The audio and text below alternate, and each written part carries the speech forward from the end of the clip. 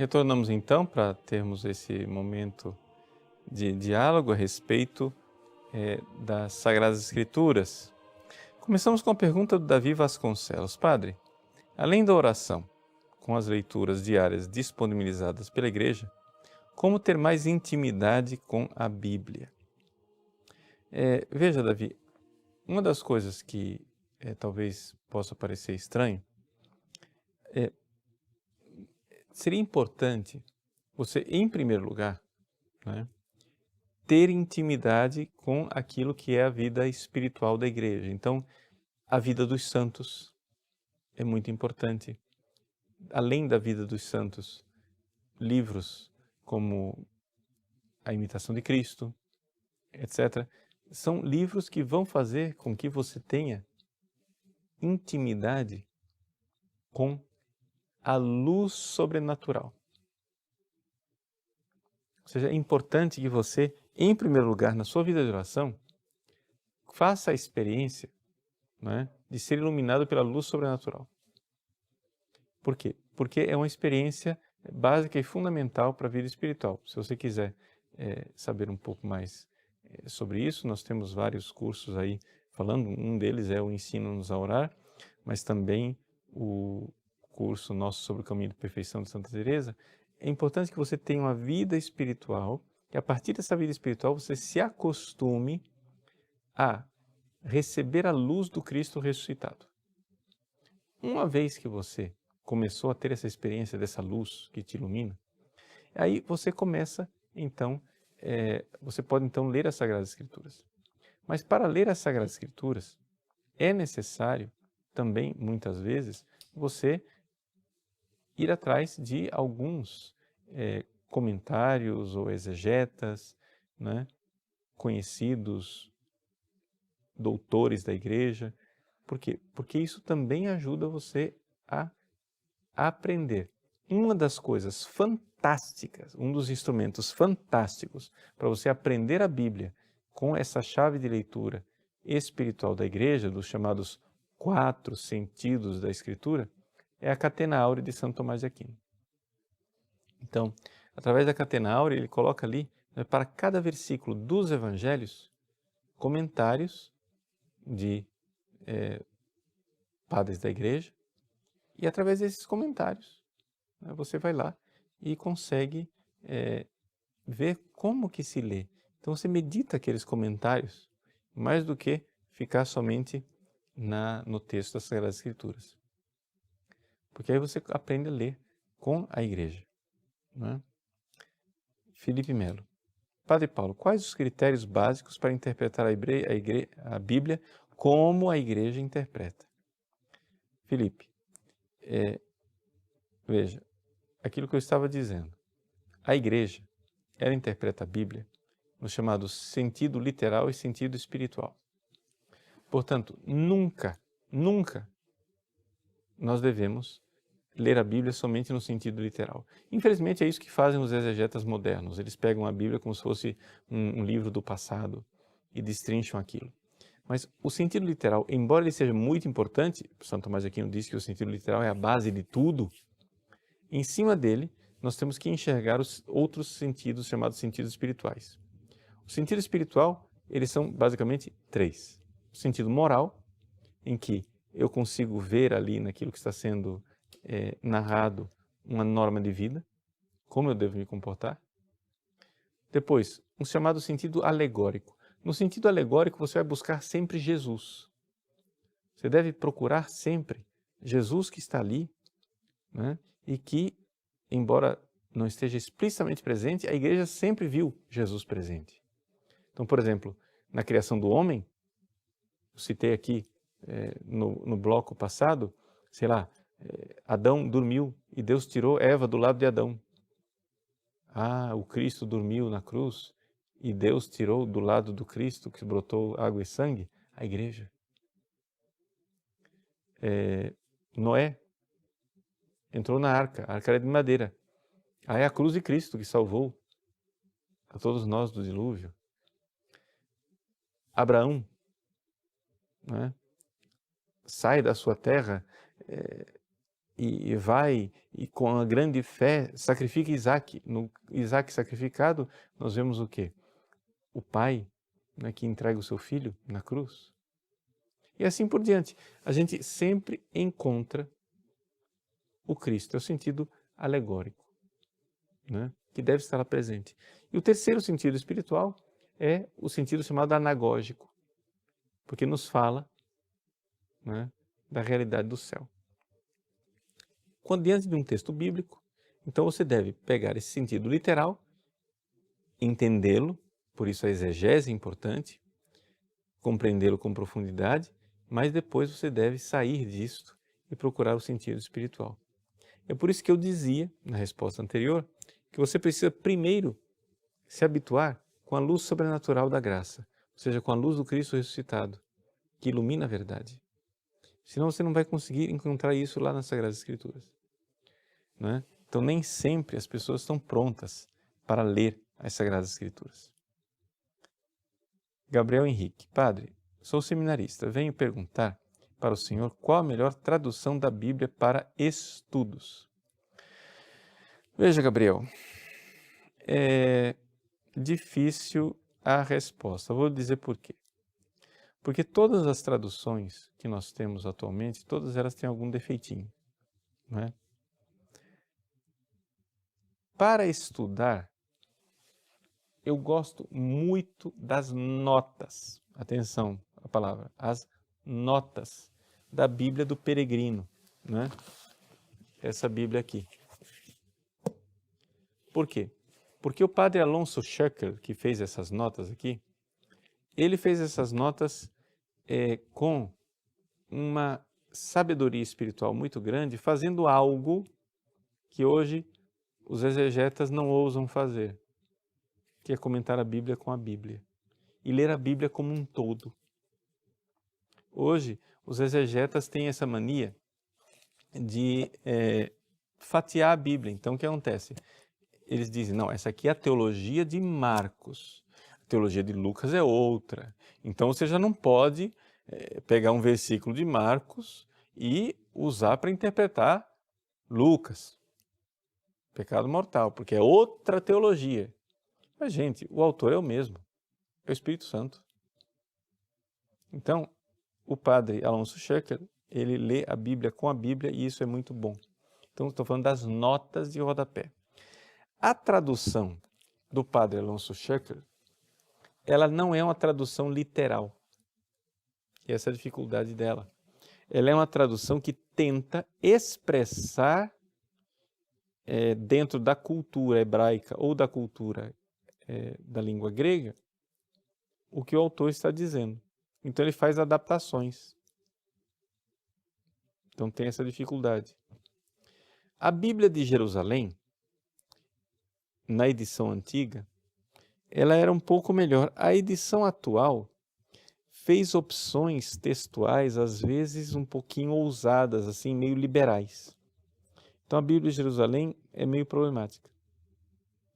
A Bíblia da CNBB, né, a tradução da CNBB, a própria comissão, né, o próprio padre Koenigs, que dirigiu a comissão de tradutores, eles dizem que não está pronta. Ou seja, ela está sendo ainda revista porque nem tudo aqui foi feito com de forma criteriosa.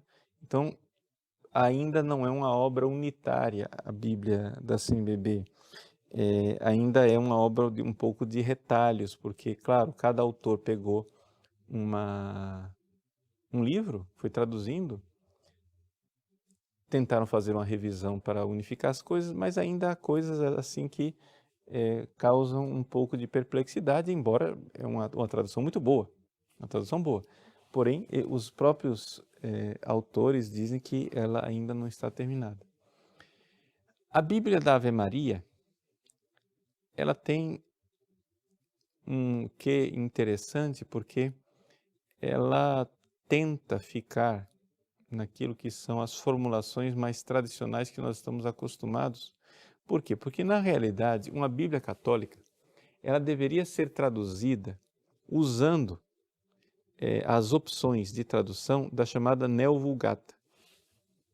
Eu tenho aqui a Vulgata Clementina, né, que a Igreja usou durante séculos.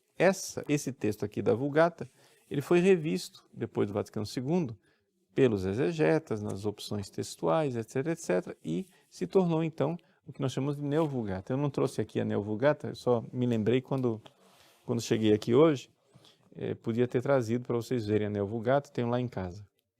Mas a Neo-Vulgata, ela precisaria ser o parâmetro das traduções católicas, mas aqui no Brasil nós não temos nenhuma tradução que siga as opções da Neo-Vulgata, né? Então, assim, na verdade a gente tem que meio que cotejar entre as várias traduções e terminar fazendo uma opção. Existem, claro, as outras traduções, como outras traduções da Loyola, como a TEB, né, a tradução ecumênica, e as traduções mais antigas, né, traduzidas da Vulgata, como a Mato Soares, etc., etc., todas têm a sua vantagem. O que acontece é o seguinte, no fundo, nós aqui no Brasil ainda não estamos muito bem servidos de traduções bíblicas. A gente tem que se virar um pouco, né, comparando as várias traduções e, claro, estudando, né, as línguas originais, principalmente o grego. O hebraico, eu sei que é mais pedreira, mais difícil, né? Mas o grego do Novo Testamento não é que seja uma coisa impossível para a gente ter uma noção básica daquilo que é o grego do Novo Testamento. Então, assim, desculpa se a resposta não foi a contento, mas assim, a gente tem que...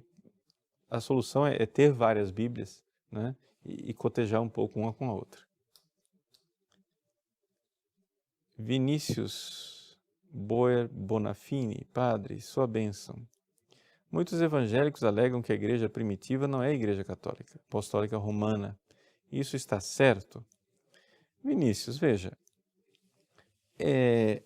uma coisa é certa, a igreja dos primeiros séculos não era evangélica, ou seja, não era protestante. Se você for pegar, por exemplo, as cartas de Santo Inácio de Antioquia, que é um mártir do primeiro século, do primeiro para o segundo século, um mártir que teve contato com os apóstolos, você vai ver que nas cartas dele a organização da igreja é uma organização católica, ou seja, o bispo com os seus presbíteros, os seus diáconos, uma igreja diocese com episcopado monárquico, etc., etc. Ele fala claramente desse princípio de nós estarmos em sintonia com a tradição dos apóstolos, de obedecermos aos bispos e ao magistério. Bom, você olha uma descrição dessas, você vê que tem bico de pato, tem asa de pato, tem pé de pato, anda feito pato, faz quaquá, talvez seja um pato.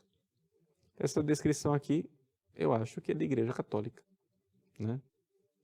Então, assim, quando você olha para os escritos dos padres subapostólicos, né, os padres que conheceram os apóstolos, você vê claramente que existe uma continuidade. Aliás, os próprios protestantes liberais, como o Harnack e Companhia Limitada, eles olham para o Novo Testamento e dizem que o Novo Testamento padece, né, de um Frühkatholicismus, ou seja, de um catolicismo primitivo que está lá incubado, como se o Novo Testamento já tem um vírus do catolicismo dentro dele. São protestantes, não sou eu quem estou dizendo, né? Então, assim, essa lenda criada pela historiografia protestante de que a Igreja Católica nasceu com Constantino em 313, que antes a Igreja era pura e santa e que foi se mancomunando com o Estado do Império Romano que a Igreja se perverteu. Isso daí não corresponde à realidade dos fatos. Você vê claramente que a Igreja pré-constantiniana, ela já era uma igreja de episcopado, uma igreja, pega os livros dos Santos Padres, você vê claramente que as coisas estão em perfeita sintonia com aquilo que é a Igreja Católica de hoje. Então, assim, é evidente que o crescimento orgânico da igreja se vê numa continuidade católica. Então, assim, dizer, não é a igreja primitiva, não, eu não gosto muito da palavra igreja primitiva, porque parece uma igreja imperfeita, né? Um negócio meio primitivismo, não. A igreja dos primeiros séculos, dizer que ela não é católica, né? Fica meio difícil, porque os livros, a atestação, é tudo tão parecido com a Igreja Católica. Uma coisa muito certa, quando você estuda os primeiros padres, você termina fazendo o itinerário de Newman. O cardeal Newman, que era protestante, ele mesmo disse, os padres me fizeram católicos. Os santos padres, vai lá e estuda os santos padres, que protestante você não fica. Se você for estudar os autores dos primeiros séculos, os santos padres da igreja, protestante você não fica. Isso é certeza mais absoluta. Então, dizer que não é a católica, paciência. Ricardo Rodrigues. Padre, sua bênção. Os evangelhos apócrifos, como o de Maria Madalena, foram realmente escritos por quem eles são atribuídos? Ricardo, certamente não, porque são tardios, não é? Eles são evangelhos que surgiram bastante, assim, pelo menos um século depois dos evangelhos canônicos. E a igreja fez muito bem ao escolher os evangelhos. É interessante como as pesquisas exegéticas nos mostram como a igreja escolheu bem. Realmente, você não encontra nenhum evangelho mais antigo do que os evangelhos que são os evangelhos canônicos. Todos os outros são mais recentes, são obras mais fantasiosas e de data posterior. Rinaldo Braga. Padre, boa noite. Sua bênção. Qual a importância da tradução de São Jerônimo, a Vulgata, para o latim? E foi a partir dela que as outras traduções ocorreram ou buscaram-se textos originais? Bom, Rinaldo, veja, a primeira coisa é que a Vulgata não foi traduzida por São Jerônimo. Isso não é correto dizer historicamente. A Vulgata, ela é uma tradução anterior a São Jerônimo, que já existia, e o Papa Damaso pediu a São Jerônimo que ele cotejasse e fizesse uma limpa aí para fazer com que o texto da Vulgata estivesse mais próximo do texto grego da Septuaginta. Portanto, os textos com os quais São Jerônimo trabalhava eram estes aqui, em grego. São Jerônimo não sabia hebraico na época que ele trabalhou com a Vulgata, porque ele não tinha ainda ido para a Terra Santa para ter aulas de hebraico. Então, na verdade, ele não traduziu a Bíblia. Ele pegou um texto, a Vetus Latina, né, que já existia, e corrigiu algumas imprecisões da tradução, e foi assim que surgiu a Vulgata. A Vulgata também, ela, ao longo dos séculos, sofreu algumas variações, de tal forma que foi depois a Vulgata Clementina que tornou-se o texto oficial da Igreja durante séculos. Porém, com o Vaticano II, se pediu que se revisasse, porque a ciência bíblica ela progrediu, e se revisasse esse texto da Vulgata a partir dos textos originais. E então se tem a chamada Neo-Vulgata. Hoje, aqui no Brasil, eu não conheço nenhuma tradução que realmente se calque a partir da Neo-Vulgata. Também porque a maior parte dos biblistas, hoje em dia, já não sabem mais latim como deveriam. Né? Ou seja, os biblistas estudam grego e hebraico. Para fazer uma tradução da Neo-Vulgata, você precisaria saber latim. Né? Então está faltando latinistas. Então a maior parte das traduções que nós temos, pelo menos naquilo que elas dizem que vem dos textos originais grego e hebraico. Não é? Então é essa a coisa que nós temos aqui no Brasil. Tá bom? Então foi uma alegria estarmos juntos aqui, de debatermos e conversarmos a respeito desse tema tão importante no início deste mês, que é o mês de setembro, o mês da Bíblia. Tá bom? Deus abençoe você até a semana que vem, se Deus quiser. Em nome do Pai, do Filho e do Espírito Santo. Amém.